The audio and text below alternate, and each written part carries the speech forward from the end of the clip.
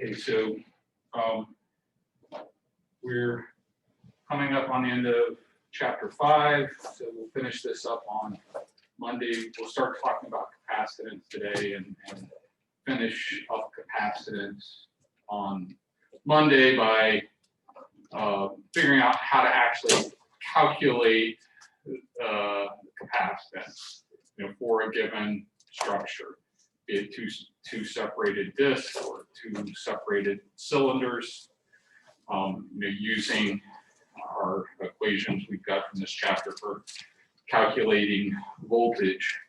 And then Wednesday, review for an exam next Friday over chapters 4 and 5. Okay, so chapter 4 was the vector calculus, chapter 5 is the electrostatics. And then after that, we'll start looking at magnetostatics. Actually, first, we'll look at current in conductors before we start looking at magnetostatics. But last time, we looked at boundary conditions.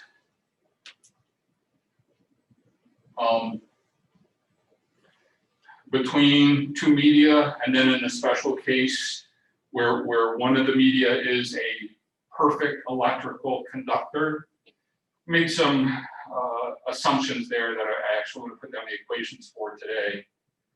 But the boundary conditions in general were that the normal components for any two media, the difference between the normal components is equal to the charge surface density.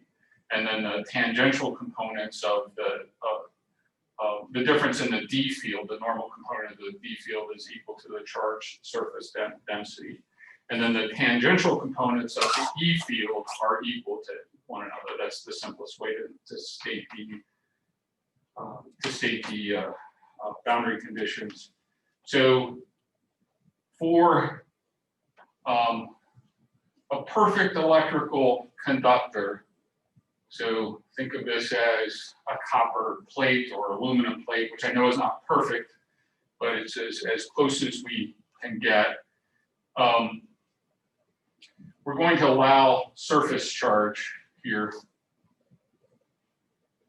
I'm assuming that this thing is actually electrically neutral. So there's just as much charge on the top surface of this conductor as there is on the bottom surface.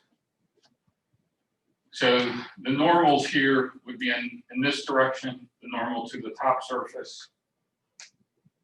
But N1, the normal to the bottom surface would be N2. And then the corresponding electric fields moving away from positive charges, but directed towards negative charges.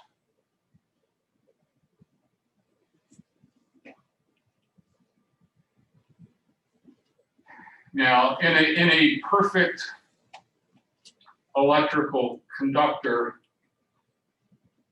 the voltage is the same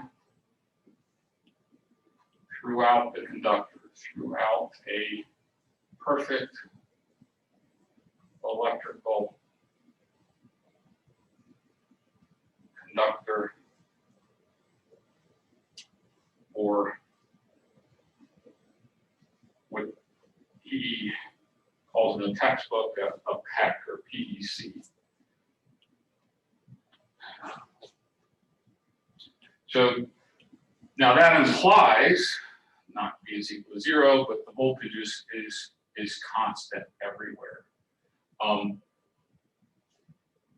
That implies, since E is equal to the negative gradient of the potential, that if the potential is constant everywhere, then the E field is 0. Remember that del operator is nothing more than the partial with respect to x plus the partial with respect to y plus the partial with respect to z.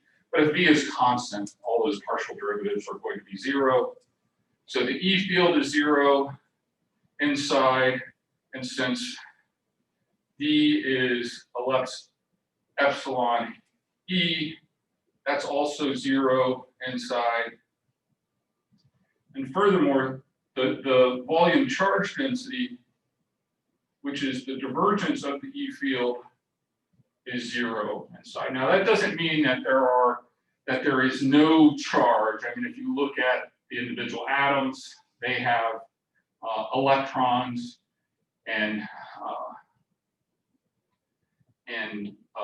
but the atom itself is electrically neutral. So what it means is that there's actually no free charge, no excess free charge in a perfect electrical media. So in words, the E and D fields and we call the free charge density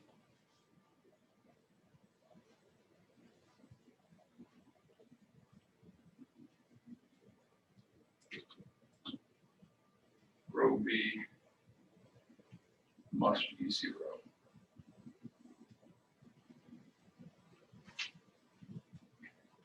Again, the individual atoms have equal numbers of electrons and protons, but in any larger area volume of the pack, the free charge density is 0. Okay. We are assuming, and there would be, if we charged up some object, like rubbing a comb on fur or something, and then touched a suspended metal sphere, we're going to transfer charge to that sphere. But this tells us that that charge would all be distributed on the surface of that sphere if we treat it as a perfect electrical conductor. Here, actually, this is a little bit different because we're assuming this thing is electrically neutral, but we're placing it in the presence of an electric field. So again, there won't be free charge internally, but there can be surface charge on the top and bottom plates of this thing.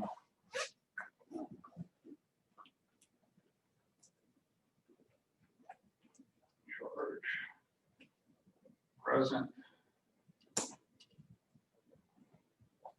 And E1 is N1 rho S1.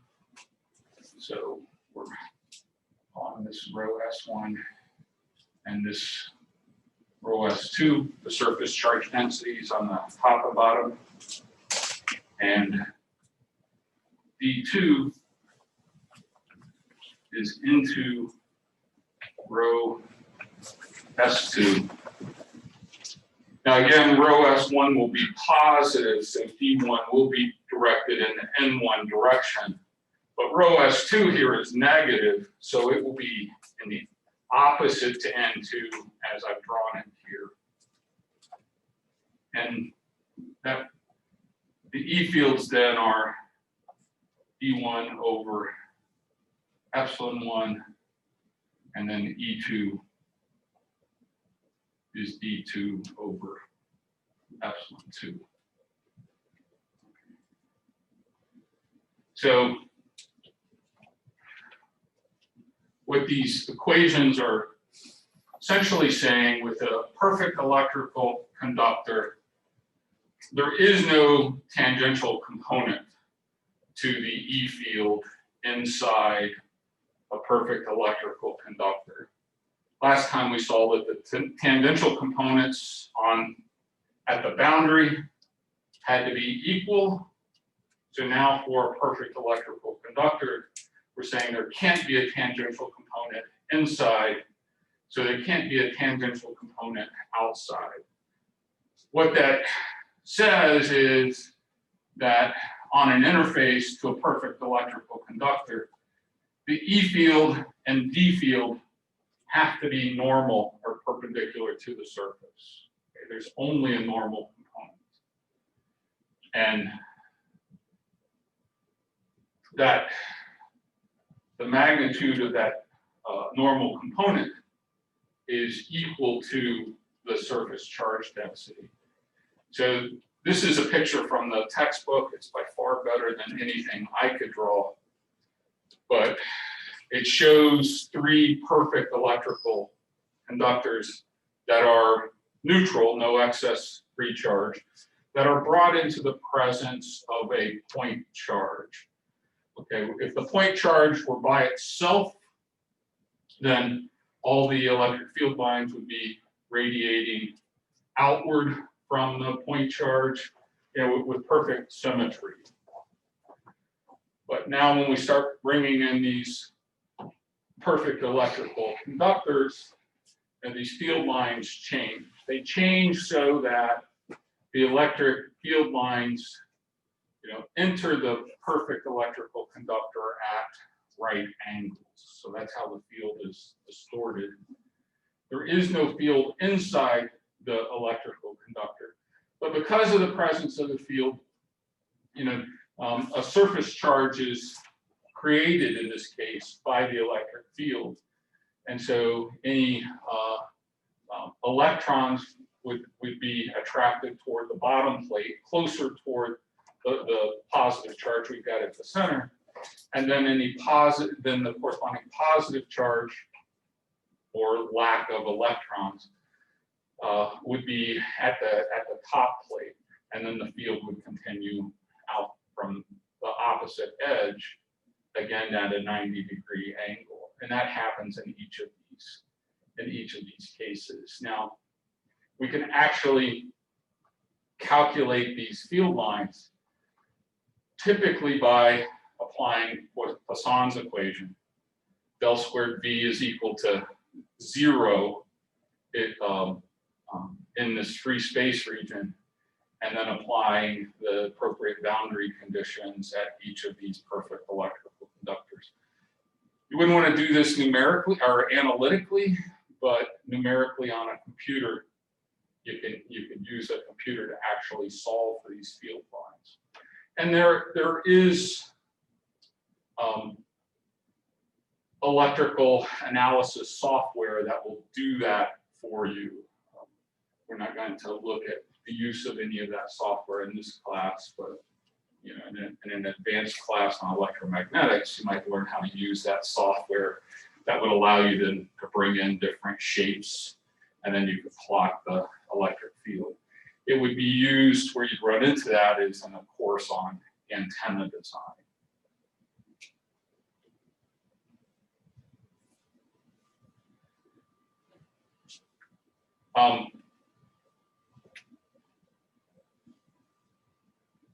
Before we talk about capacitance,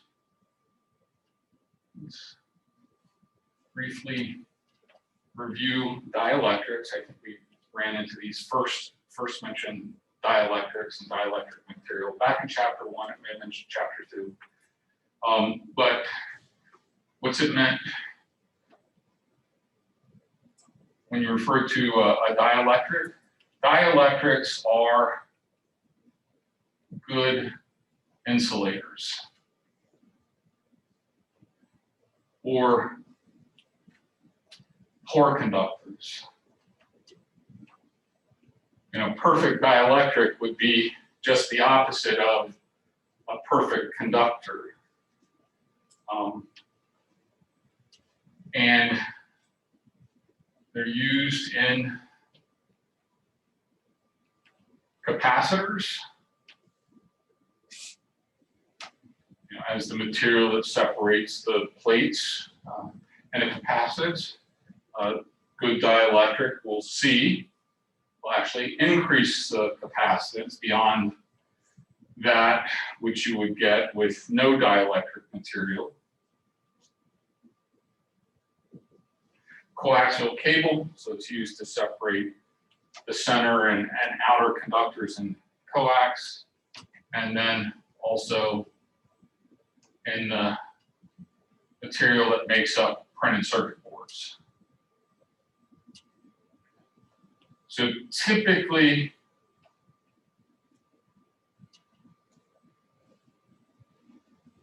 a dielectric material will have a conductivity that's less than 10 to the minus 12th Siemens per meter, so low conductivity.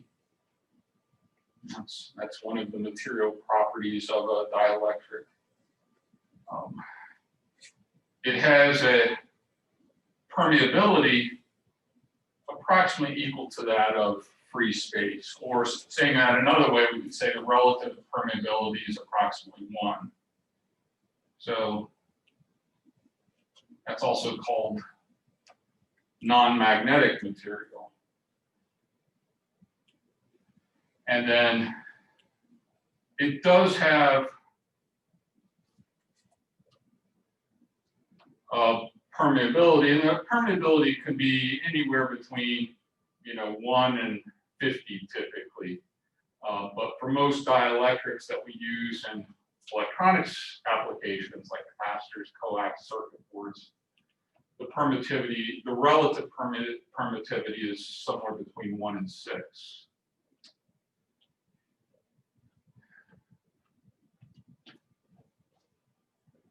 So although they are good insulators, at some point with enough voltage applied across the dielectric, or with a large enough electric field then existing within the dielectric, current can flow. You'll get what's called dielectric breakdown. And so that occurs if the E field intensity increases beyond what's called the dielectric strength.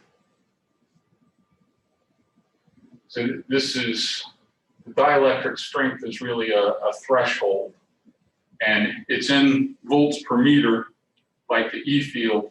But when the E field intensity gets above the dielectric strength of the material,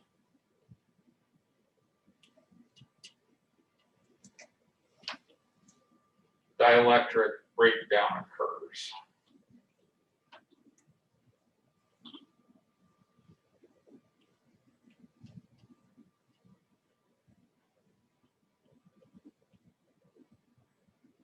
Which can result in large current,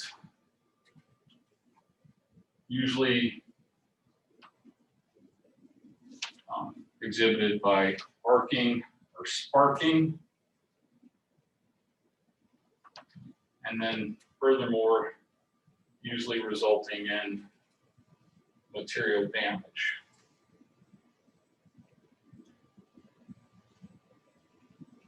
So air is a pretty good dielectric. I guess that's fairly fortunate if air were a good conductor. Electrical engineering would be much different than what it is. So, but the dielectric strength of air is like 3 megavolts per meter. If that gets exceeded, and it happens when lightning occurs, when the negative charge on the cloud builds up to the point that the voltage difference between the cloud and ground is greater than 3 million volts over that distance. So, I don't know how high the clouds are normally, but that's a tremendous voltage. Right? When that voltage over that distance exceeds this 3 million volts per meter, then arcing lightning occurs. For mica, which is a fairly commonly used dielectric in capacitors, it has a much larger dielectric strength of 200 megavolts per meter.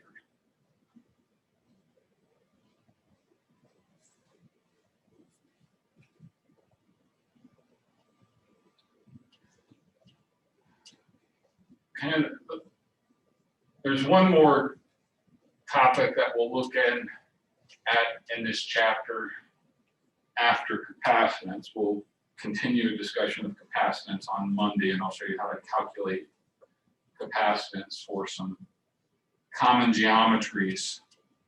But today I just want to define what capacitance is, and then we'll go back and work another problem with using Laplace's equation as an example. So capacitance is actually the ratio of charge on one conductor in a two-conductor system to the potential difference between the conductors. Okay, so normally, you know, we have plates. So here I'm going to show a battery, and this is a perfect electrical conductor. This is another one, but here we would have a plus charge that would build up on that object and a negative charge on this one. I mean, actually, when you initially connect the battery, current would flow. Electrons would flow into the positive terminal of the battery and around into the this other object. I mean, we in electrical engineering define our current flowing in the opposite direction as a flow of positive charge, but what's actually occurring in the circuit is electron flows in the opposite direction. And the reason for that is, you know, when we couldn't really see what was flowing, the objects were too small when the convention for current was defined. So, but we stuck with that current direction for a couple hundred years now in electrical engineering, and not likely to change at any point in the future. But so, you know, our current arrows are in this direction, but the actual flow of electrons is in the opposite direction. So this separation of charge actually creates an electric field. Again, you know, the normals here, the electric field in these perfect electrical conductors would be leaving and entering at 90 degrees to whatever these objects are.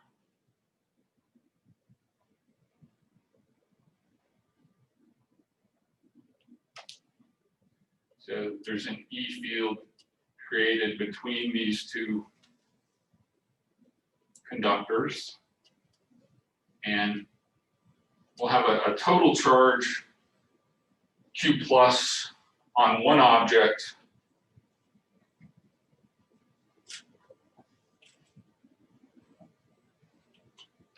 and then a total charge Q minus, which is equal the negative of our Q plus. And the amount of charge here that actually builds up on these objects, it's a function of the voltage.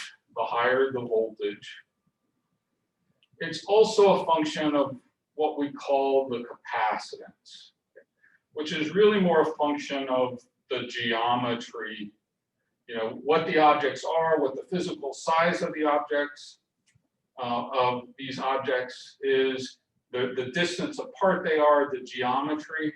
All of that is kind of lumped together in this quantity we call the capacitance. So our capacitance is And this was the definition I think you saw first back in Circuits 1. Now what we'll do different in this course is actually use our knowledge of fields to solve for C directly.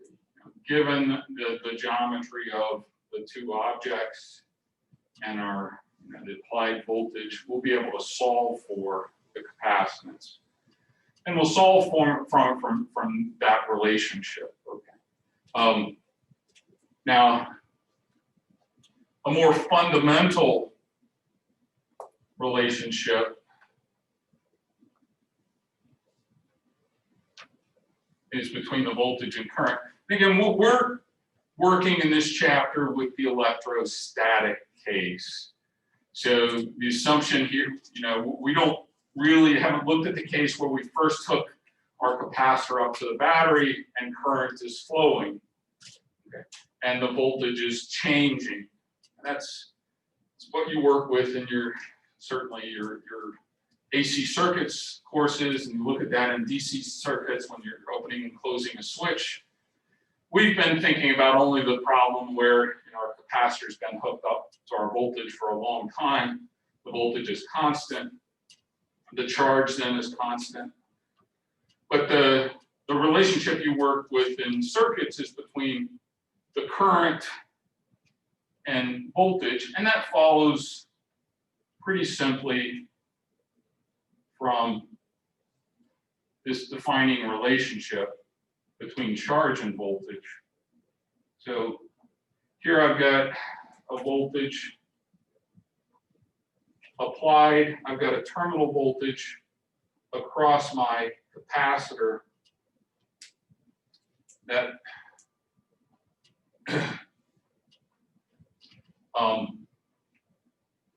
with the capacitance and that equation, I get the corresponding relationship between charge and voltage.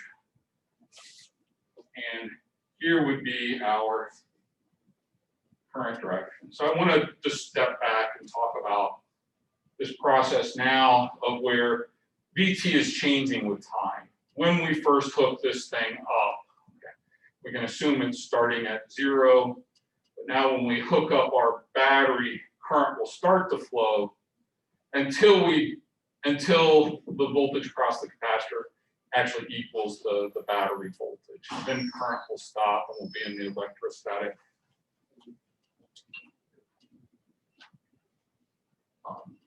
We'll have the electrostatic case. So consider the process of charging a capacitor.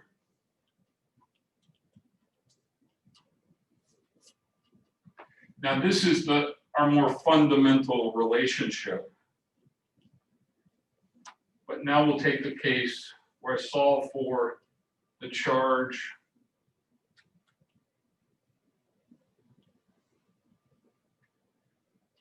is the capacitance times the terminal voltage across the capacitor, both of which can be changing with time.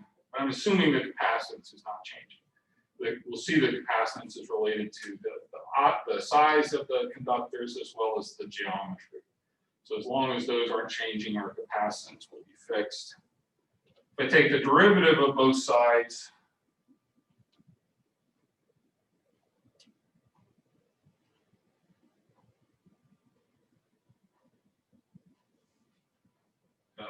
again, as long as my capacitance is not changing with time,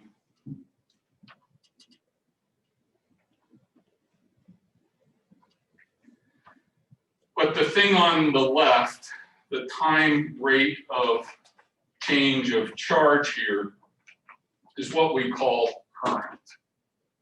So IT of t then would be C ddt, the terminal voltage with respect to the derivative of the terminal voltage with respect to time. And then this is the fundamental relationship you work with in circuits.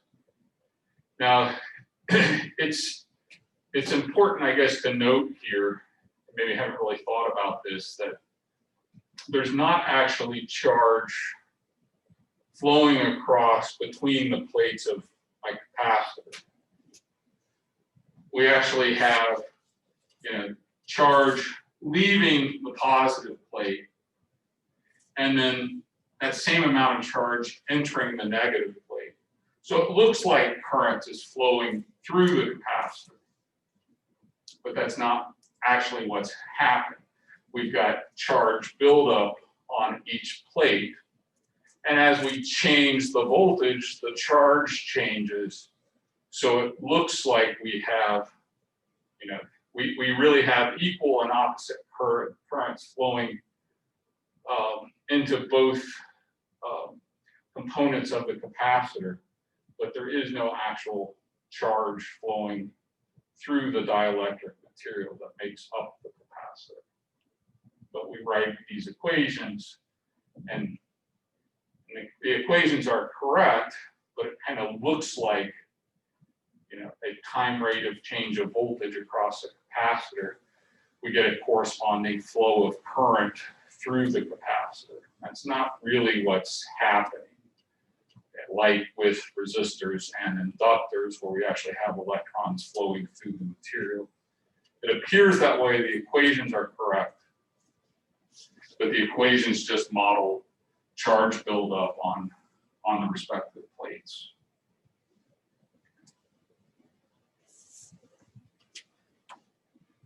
Okay, so we'll continue this on Monday. I wanted to take another look at Poisson's equation and boundary conditions by working through an example problem. I think one of the homework problems I gave you has it using Poisson's equation.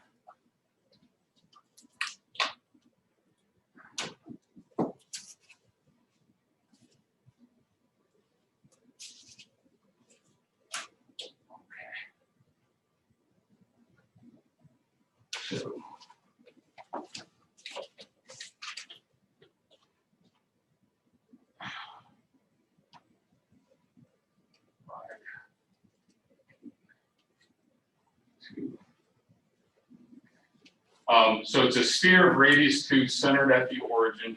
So I'm just going to draw it in a plane. Actually, it's easier. Has a radius of 2. And it has a constant. Now, this is not a perfect electrical conductor because it has an interior charge density, right? The charge density inside a perfect electrical conductor would be 0. And then outside the sphere, there's a charge density of 0 in free space. It's not free space because we're also told that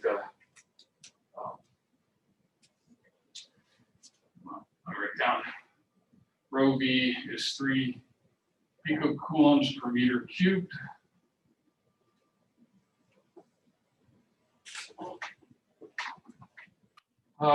Zero outside the medium has a relative permittivity equal to 4.5. It doesn't really say whether that's inside or a sphere or outside, so I assume it means that's everywhere.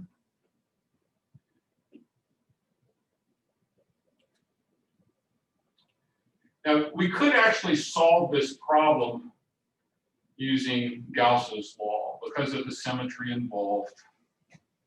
And we solved problems like this earlier in the chapter. We used this closed surface around the sphere, and we could get equations for, using symmetry. We could simplify that. But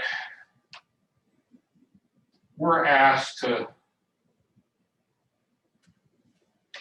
find the potential outside the sphere. Now, from the electric field, we would have to integrate to find the potential. But an easier approach is to actually start with Poisson's equation. The Laplacian of the potential is, it's equal to 0 outside the sphere. Remember, it's actually equal to minus rho v over epsilon. But outside the sphere, rho v is 0. So we have this simple equation. And again, analytically, we can only solve this equation in certain simple instances, and where the geometry is such that we can make a number of simplifying assumptions.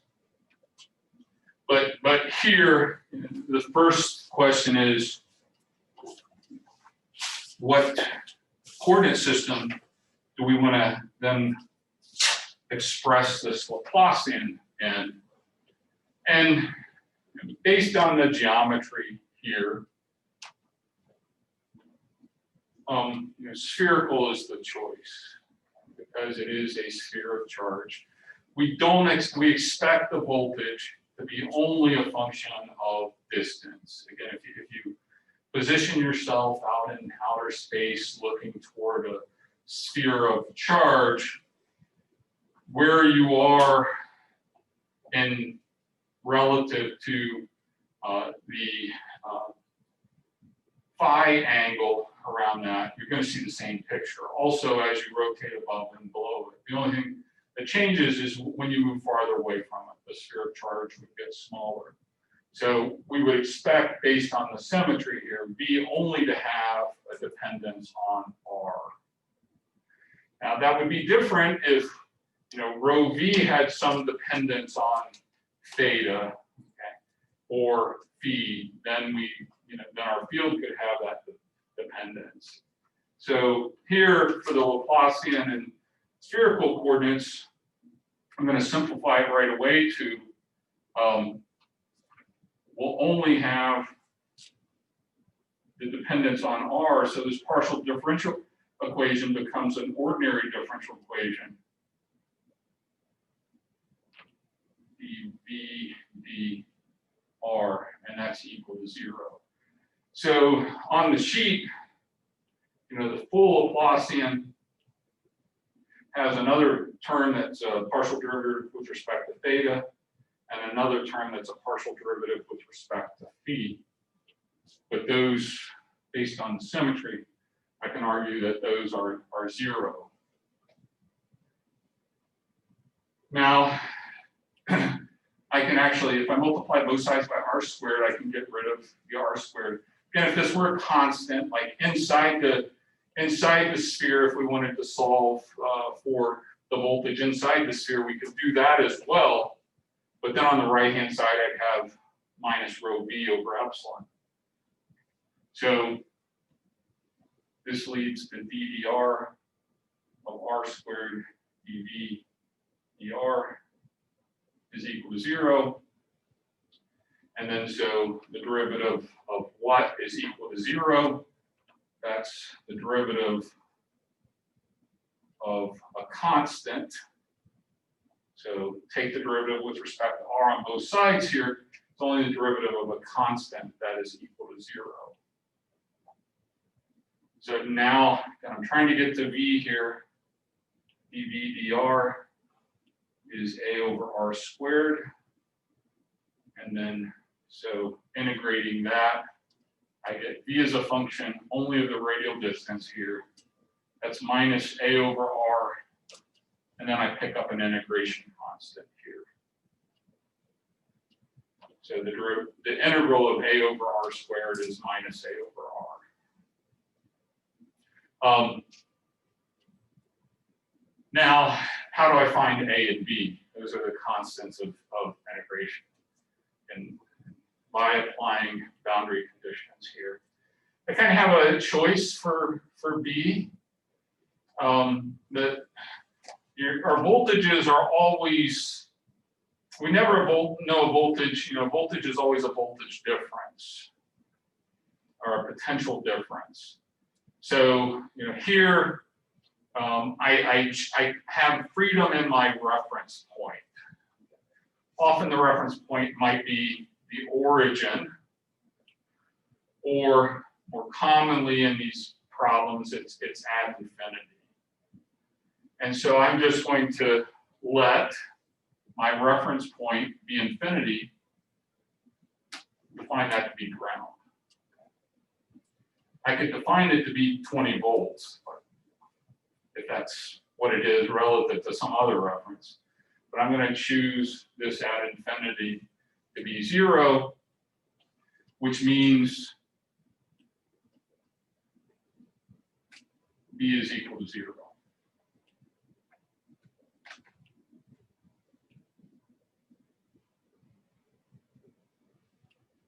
And so now I've got VR equal to minus A over R. Now I have to apply the boundary condition on my sphere to find A. I guess the approach I'm going to take there is, so I'm going to run into a little bit of a problem because I've already set my ground reference point. And so solving for the voltage here and requiring continuity of voltage, which I'll have, I can't apply that because when I get my voltage equation inside the sphere, it's going to have another unknown constant. What I'm going to do is instead use the boundary conditions that we had last time. Again, to say that, again, based on symmetry, I'm not going to have a tangential component here to the D field or E field inside based on symmetry. It's just going to be R directed. And then I'll use the boundary condition that D, the normal component of D, is continuous here. So I have to turn now, in order to solve, this is the basic formula that they asked for. That's the functional dependence of the voltage on the distance. The farther away, the voltage decreases linearly. The question now, and this is going to require a bit more work, is to find that unknown constant A. So for R less than 2, I've got a couple choices here. Based on the, again, I could go back to the Laplace's equation. I'm going to instead go back to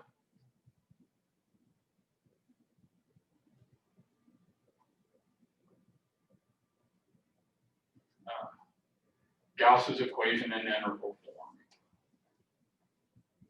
And Laplace's equation would lead me to a similar result. Now, the charge, now here, I want to find, I'm setting up a virtual sphere that's smaller than my R equal 2. Because I need to get the dependence of D on R. So when I'm talking about my closed surface here, it's not actually the surface of the sphere, it's a virtual sphere of radius R. Now, the charge enclosed in my virtual sphere, because the charge density is constant, it's just going to be the volume of that virtual sphere. That's 4/3 pi R cubed, right? That seems to, for the volume of the sphere, 4/3 pi R cubed. I seem to recall that from somewhere. I think that's right. And then, now here, remember D, we're making this assumption, it's just radially directed. It doesn't have a phi or theta component. And then my surface normal is radially directed. And so I'm really just going to be integrating this constant, this dr at this distance r over the surface. So what I'll get there is actually dr and then times the surface area, which is 4 pi r squared.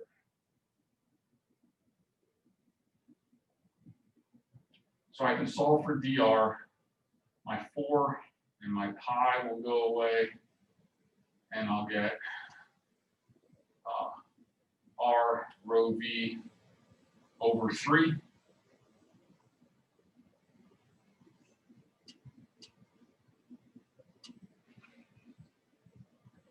For this is just the radially directed component of the.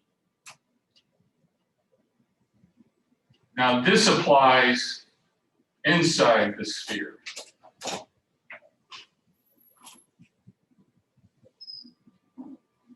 Outside the sphere, I need to get an equation for D, and I'm going to go back to my potential for that. So outside the sphere, I'll have E is minus del V, and that actually is just the partial with respect to R of this. So I'll get A R squared, derivative of minus R to the minus 1 is minus 1 over R squared.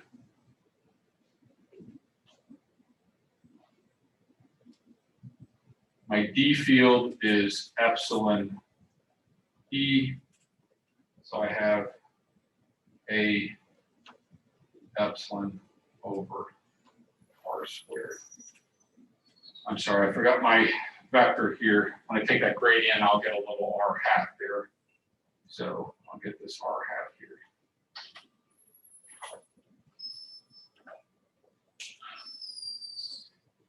Now, the interface, ET1 is equal to ET2. That was one of our boundary conditions. But ET1 equals 0 by the symmetry.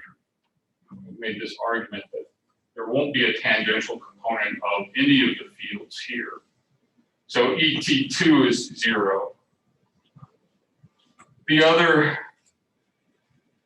condition that we had is D1n is equal to D2n, that the normal components are equal. I only have normal components here. So at the interface, so the interface is at R equal to 2. So I'll have what? A epsilon over 4 is equal to 2 rho v over 3. Or solving for A, I'll have what? 8. I'm going to put a 3 there. 8 rho 2 rho v. 8 rho v over 3 epsilon. So finally, then after I've got A, I'll have V is minus 8 rho v over 3 epsilon R. This is for R greater than 2, which is what they asked me to find. I could now from D find the potential actually inside the sphere. And then I'm going to get a constant there. I would set the potential equal to one another at the surface of the sphere. But this is the expression for the voltage outside the sphere, which is what they ask us to find. They give us the values of rho v and epsilon. Rho v is 3 picocoulombs per meter cubed. Epsilon is, they give us the relative permittivity. Epsilon is 4.5 times epsilon 0. So I could convert this into some constant over R. But the last part of here is calculate the electric potential at 3 meters from the origin. I'm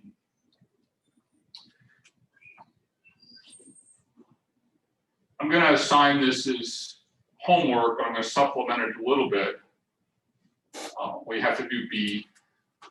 But I'm also going to ask to define the voltage for R less than 2. It's pretty simple because we've got the D field and the voltage is just, well, you can get the voltage from the D field, or go back and solve Laplace's equation. That might be even easier. We have to do an integral to get the voltage from the E field.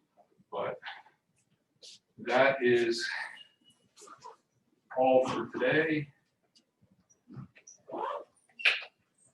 See you guys a little later. A couple more times. Ready for the test today? Some of you. Yes, you're ready? Good. Okay.